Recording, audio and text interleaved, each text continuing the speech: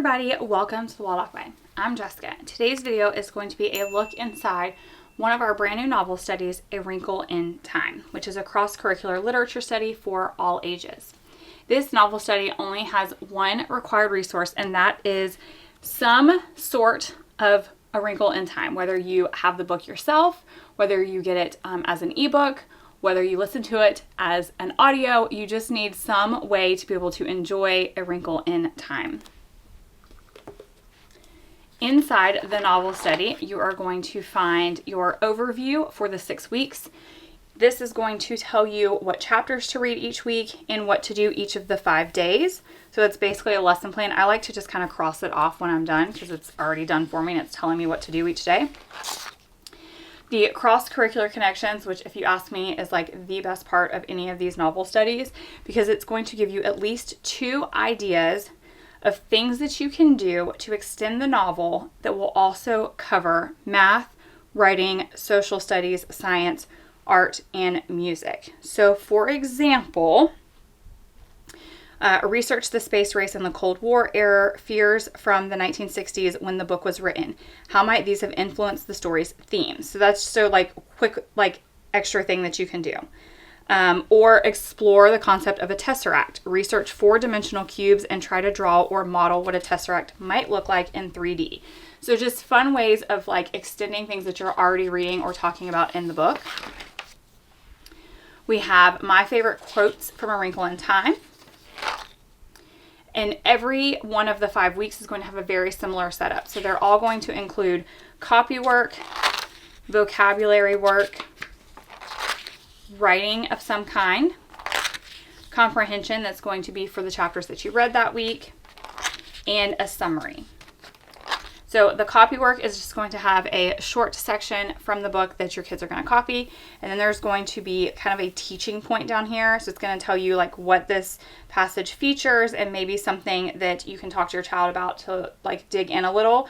Like it's going to talk about multiple dialogue, and then you're going to ask your child to find the verbs used and how the author shows which character is speaking and what their tone is. So just kind of a little bit of extra to go along with that. The vocabulary is going to change each week. I like to kind of shake it up. They're either going to be matching the word to the definition or filling in the blank, or sometimes they will even use a dictionary to look up the definition of that word. Same thing with the writing. I'd like to shake it up each week. This week, because they're traveling through the Tesseract, Meg is going to send a postcard home from the beautiful planet. So they're going to do a postcard for their writing. Again, I like to try to shake up the comprehension. So it's going to be kind of an assortment of fill in the blank, multiple choice, true and false, and short answer.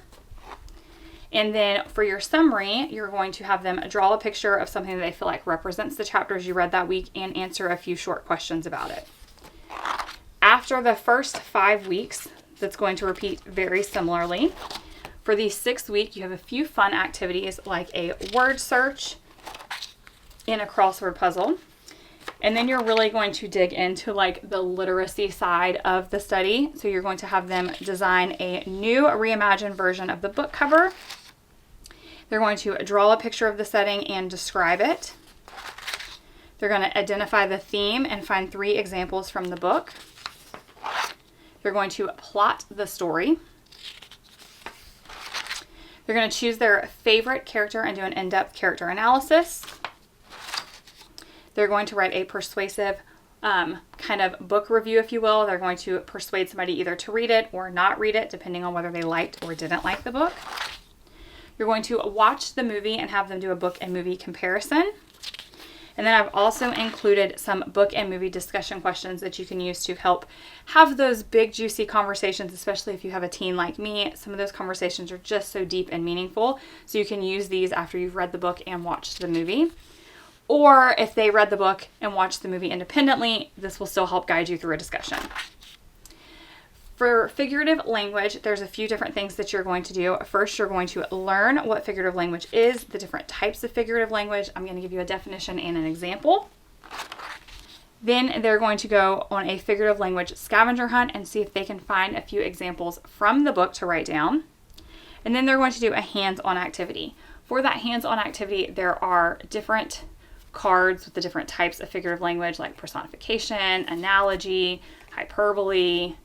You're going to just have them set the cards out, and then they're going to use these, which are 20 different examples of figurative language from the book. And they're going to sort these based off of which type of figurative language they are underneath the cards that they match. There is also 9 different final project ideas, so they can pick a final project or you can skip it. They're just suggestions. And then an answer key. So for all of the vocabulary, the comprehension, and the word search and crossword puzzles, those answer keys are found in the back, including even the hands-on figurative language